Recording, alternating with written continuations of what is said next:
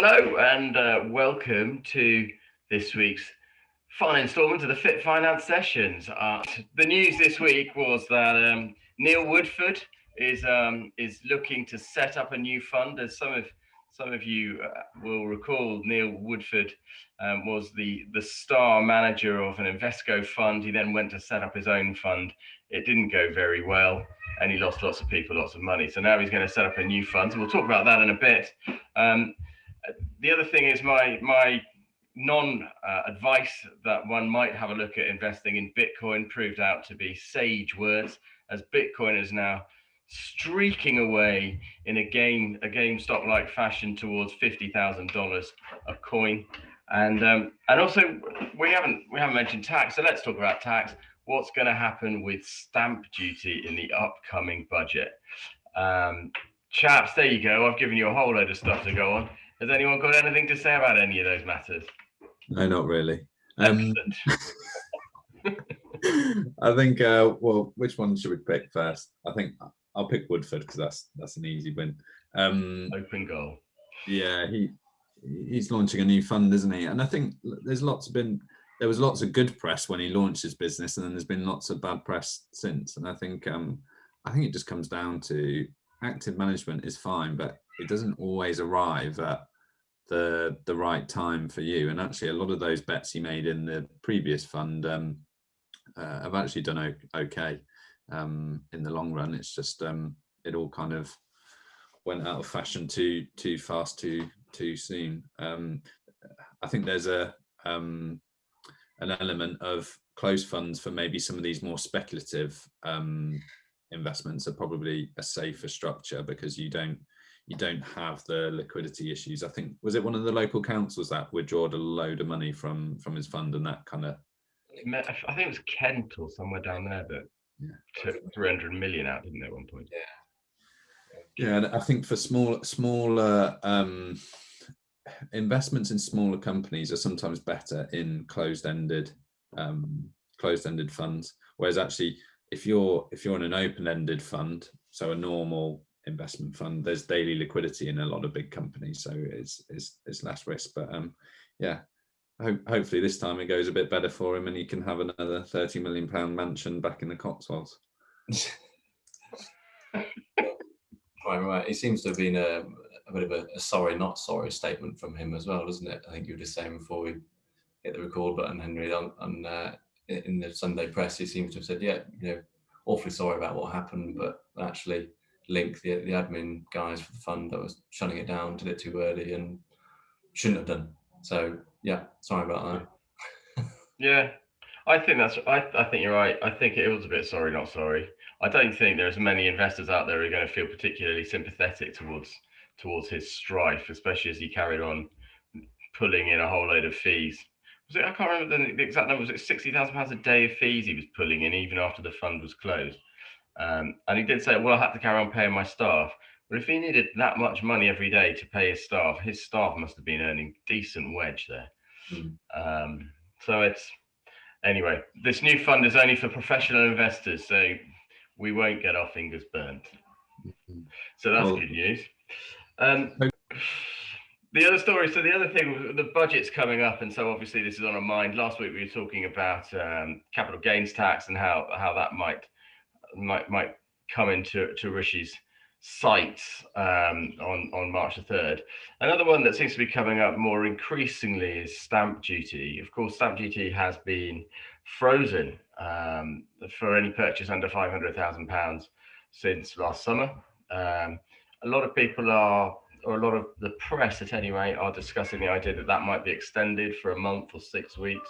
And other parts of the press, certainly the Daily Telegraph for one, is promoting the abolition of stamp duty altogether. Have you guys got any feelings around that? Pass the baton to you on this one, Tom, I think. Yeah, I think the market's a little bit frothy based on what you're seeing around and what you're hearing from estate agents. It's definitely, I think, slowing, but there's less supply, and I think that's pushing those prices. I don't know. I think stamp duty is obviously a good way to rake in money, and the more you stimulate the buying process, the more you'll rake in. I think there could be simplification maybe across all of those factors. Maybe you will start paying capital gains on your property and no stamp duty. What those capital gains rates are, you don't know. I think whether the tax is working in the way it should do, I think there's an element of trying to help first-time buyers and younger people move up the ladder, and sort of tax people who've made significant property gains. I think that is one thing. Is effectively it's tax-free on the gains on your residential property. So whether they give with one hand and take with the other is another thing to consider. I'd be pretty surprised if they got rid of the primary residence relief and you ended up paying CGT on your main home. No? I'd be surprised, to be honest. As a Conservative government just trying to lose all its voters.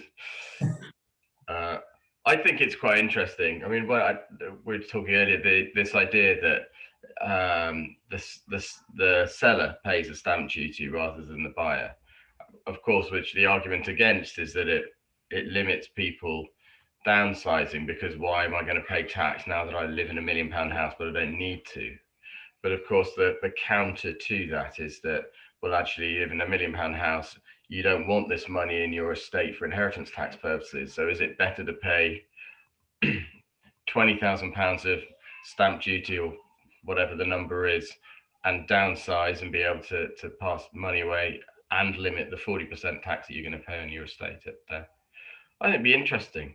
I suspect that there's a groundswell of momentum towards getting rid of stamp duty, and it wouldn't surprise me if it's not tinkered with in some way.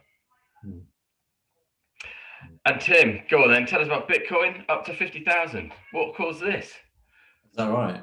I don't know. Who's done that? No, I mean, in the last week, of course, Elon Musk himself, the tweeter, has pumped in $1.5 billion, isn't he? So sending it far in excess of the moon.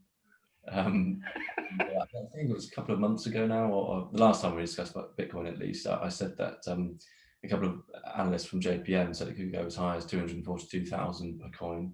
And obviously it's still a way off from that now, but you never know. It depends on, I suppose, what Elon decides to do next week.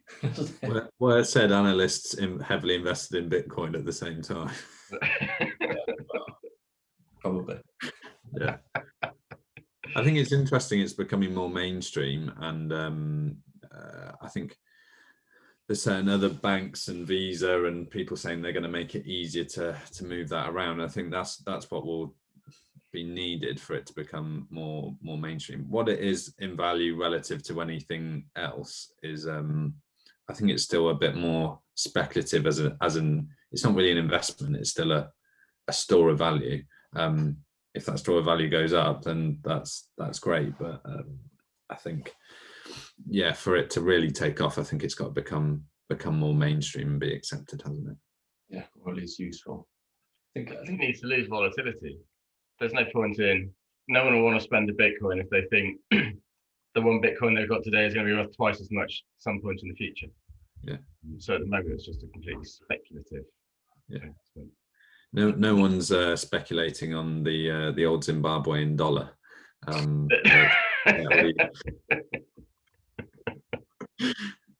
Not any longer. Lovely, really interesting chat. Cheers, guys. That's all from us this week. No doubt more interesting snippets from the world of finance coming to your feed this time next week. Speak to you then. Bye bye.